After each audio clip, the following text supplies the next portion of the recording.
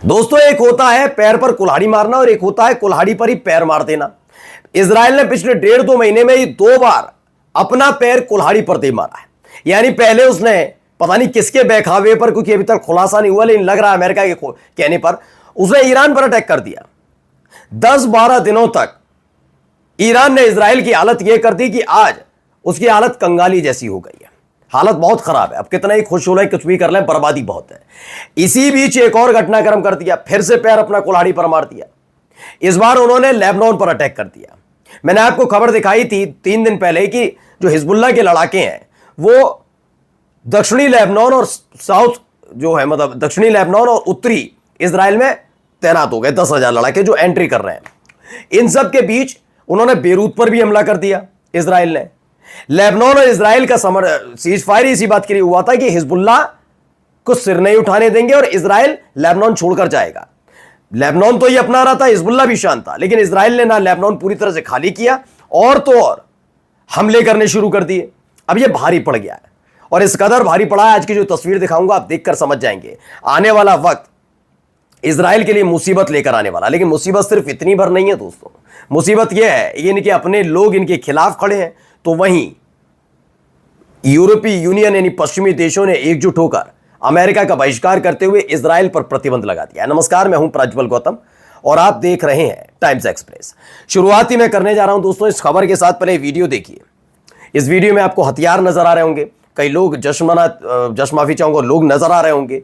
इसमें आपको तमाम तस्वीरें नजर आ रही होंगी। माफी चाहूंगा, जश्न नहीं, क्योंकि ये मुहर्रम का मौका चल रहा है, तो ये अलग अलग तरीके से उसमें सारे शिरकत कर रहे हैं लोग, वहां पर पहुंच रहे थे, लेकिन इस समय हथियारों को लेकर वहां पर पहुंचे थे। ये जगह कौन सी, मैं पहले आपको बता दूं, ये बेरूत है। ये बेरूत में हिजबुल्लाह के लड़ाके जो नवंबर 2024 के बाद से नहीं नजर आते थे, खास तौर पर आपने लेबनान में कहीं देखे भी नहीं होंगे कि अब ये कर रहे थे, बहुत एक्टिव नहीं नजर आ रहे थे, वो शांत बैठे हुए थे। अब वो ताकत इकट्ठा कर रहे थे या जो भी कर रहे थे, लेकिन फिलहाल फौरी तौर पर ये तस्वीरें नजर नहीं आती थी। यही एक सीज फायर की मेन शर्त थी। पहली शर्त यह थी कि हिजबुल्लाह किसी भी तरह से सक्रिय नहीं होगा, लेबनान उसे खत्म कर, लेबनान की जो सरकार है वो हिजबुल्लाह को कंट्रोल करेगी और खत्म करने की तरफ आगे बढ़ेगी। लेबनान ने कहा ठीक है, आप जो कह रहे हैं चलिए हम इसे मान लेते हैं, लेकिन एक बात और है कि आपको मानना पड़ेगा कि जो इजराइल ने कब्जा कर रखा है लेबनान की जगह पर वो छोड़ना होगा, और दूसरा इजराइल अटैक नहीं करेगा। लेकिन 2000 से ज्यादा बार इजराइल अब तक सीज फायर का उल्लंघन कर चुका है नवंबर 2024 से, और हाल ही में उसने लेबनान पर एक के बाद एक बम दागे, जैसे ईरान के साथ सीज फायर हुआ था उसके बाद, और तो और उसने ये बता दिया हिजबुल्लाह के अड्डे थे ये। चलिए इस पर भी वो कोई बात नहीं थी। फिर वो फिर और हमले करने लगा, तो हिजबुल्लाह ने अपने 10,000 लड़ाके भेज दिए। लेकिन इन सब के बीच खबर बेरूत से आई, जहां बेरूत में इजराइल ने एक ड्रोन अटैक कर दिया। बस इसी से नाराजगी फूट पड़ी। हुआ क्या कि अब सड़कों पर उतर आए हिजबुल्लाह के लड़ाके, जैसे पहले उतरते थे। ये तस्वीरें अब आम होने जा रही हैं, क्योंकि यही मैंने आपको बताया था थोड़ी देर पहले कि मुहर्रम की 10 तारीख बहुत महत्वपूर्ण मानी जाती है, अहम मानी जाती है, और इसको लेकर ऐलान किया जा रहा है कि भाई एक बड़ा घटनाक्रम घटने जा रहा है, तो इजराइल पर एक बड़ा हमला होने जा रहा है। इसकी तैयारियां हाथों में हथियार लेकर अब खुलेआम नजर आ रहा है। ये देखिए एक और वीडियो सामने आई, पर वो video many countries in the world by surprise.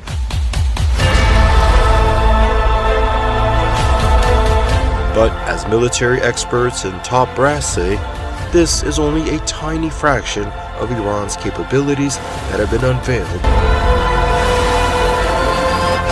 ये वीडियोस में काफ़ी कुछ चीज़ें दिखाई गई हैं, पुरानी भी दिखाई गई हैं, नई भी दिखाई गई हैं, वो तमाम चीज़ें। तो प्रेस टीवी की एक खबर थी, इसमें मैंने आपको वीडियो दिखाई।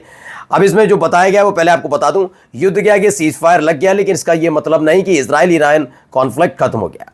इजराइल की जंग ईरान के प्रॉक्सी मसलन हमास, हिजबुल्लाह और हुती से अभी भी जारी है। मैंने ये बताया आपको, लगातार बता रहा हूँ, लगातार जारी नहीं है। यहाँ पर थोड़ा सा मैं ठीक करूँगा, हिजबुल्लाह पर या लेबनान पर अटैक इजराइल ने पहले किया, वहां से कोई अटैक नहीं हुआ, यानी इसने अपने पैर पर कुल्हाड़ी खुद मारी। वहीं ईरान अपने मिसाइल पावर की पोस्टरिंग में कुछ इस तरह अपने स्टेट मीडिया के जरिए कर रहा है। वो बता रहा है कि हम कितने ताकतवर हैं, लेकिन वहां पर दूसरी तरफ हूती लड़ाके लगातार अटैक कर रहे हैं, वो मैंने दिखाया। उसके साथ साथ हिजबुल्लाह पूरी तरह से तैयार है। अगर एक दो वाली बात होती, बात लगे कि 10,000 लड़ाकों का एक साथ आना और हिजबुल्लाह की तरफ से आना, ये अब टेंशन दे रहा है, क्योंकि लगातार ये जो सीज फायर चल रहा है और लगातार इजराइल अपनी ताकत की नुमाइश कर रहा है, उससे लेबनान की सरकार हिजबुल्लाह पर कंट्रोल करेगी, लेकिन उल्टा हो गया। ये दुगनी तेजी के साथ, रफ्तार के साथ और ताकत के साथ आए।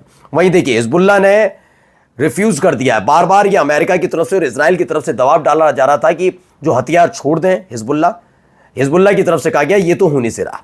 हिजबुल्लाह के जो है एसजी नईम कासिम, उन्होंने कहा threats will not force us to surrender, don't ask us to lay down our weapons. उन्होंने कहा कि हमारे पर दबाव डालने की कोशिश ना करें कि हम सरेंडर कर दें, हम सरेंडर करने वाले नहीं हैं, हम दबाव में किसी के सामने झुकते नहीं हैं और सरेंडर नहीं करेंगे। ये बिल्कुल भाषा शैली आपको याद आ रही होगी, यही ईरान की तरफ से कहा जा रहा था, ईरान से भी कहा जा रहा था। बाकी उन्होंने कहा हम सरेंडर करने वालों में से नहीं है। जो ईरान को जानते हैं, ईरान के नागरिकों को जानते हैं, ये हम वो कौम नहीं है जो सरेंडर कर दें, अन्याय के खिलाफ सरेंडर कर दें, अन्याय पर सरेंडर नहीं, हम पहले पूरा बदला लेंगे उसके बाद। और वही किया भी उसने। ये भी यही कह रहा है कि हमें डरा धमका कर आप सरेंडर कराना चाहते हैं, वो नहीं हो पाएगा। Don't ask us to lay down our weapons. उन्होंने कहा हम हथियार डालने वाले नहीं और हमसे कहिए भी मत हथियार डालने के लिए। यानी बड़ा हमला करने की तैयारी हिजबुल्लाह कर चुका और कर भी रहा है, वो भी आपको दिखाई रहा हूं। अभी एक तस्वीर, एक वीडियो निकल कर आई, पहले वो वीडियो देखिए।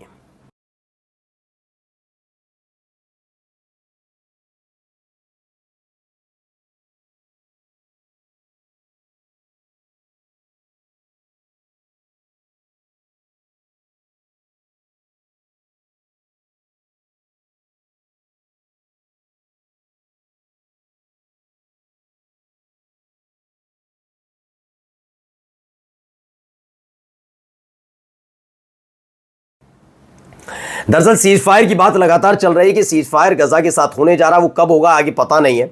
लेकिन इन सब के बीच आपको एक वीडियो मैंने यूं दिखाई है क्योंकि आपको हर तरफ खंडर में तब्दील हो चुके मकान नजर आएंगे, आपको हर तरफ तबाही नजर आएगी और बीच में एक घर पर आपको इजराइल का झंडा लगा नजर आएगा। अब दावा है कि गजा में लहराया इजराइल झंडा। आईडीएफ ने 85% गजा पर कब्जे का दावा किया है। उन्होंने कहा कि हमने 85%, इजराइल ने 85% गजा पर कब्जा कर लिया है, ये दावा किया जा रहा है। चलिए मैंने ही मान लिया, तो फिर सीज फायर का मतलब क्या होगा? क्या ये 85% जो गजा पर कब्जा किया है इजराइल ने, वो उसे छोड़ दिया जाएगा? ये एक महत्वपूर्ण सवाल है जो पूछा जाना चाहिए कि क्या ऐसा होने जा रहा है। क्योंकि अगर उसने कब्जा कर लिया है तो इजराइल क्या इतनी आसानी से छोड़ेगा, या फिर कह दिया जाएगा कि जितना बचा हुआ हिस्सा है वहीं पर ही फिलिस्तीनी रहेंगे और इस पर कब्जा जमाए रखेगा? क्योंकि इसके साथ साथ वो वेस्ट बैंक में भी इजरायली फिलिस्तीनियों के घरों को जलाया जा रहा है। पुलिस की सहयोग से, इजराइल की सेना के सहयोग से इजरायली सेटलर्स जो है वो इस घटनाक्रम को अंजाम वेस्ट बैंक में भी दे रहे हैं।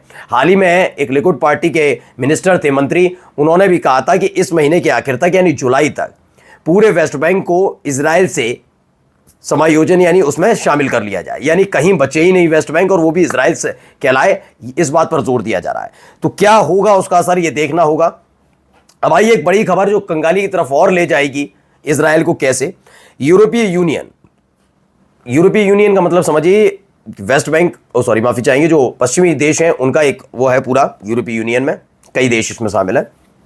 और अमूमन ये देखने को मिलता रहा अब तक तो कि अमेरिका की जी हुजूरी करते थे, अमेरिका जो कहता था वो बात मानते थे। लेकिन ये पहली दफा है जब यूरोपीय यूनियन ने अमेरिका को ठेंगा दिखाया और इजराइल के खिलाफ प्रतिबंध लगाने जा रही है। क्या है? Will present A list of 5 possible measures against Israel. उन्होंने कहा 5 बड़े प्रतिबंध लगाने जा रहा है इजराइल पर ये यूरोपीय यूनियन।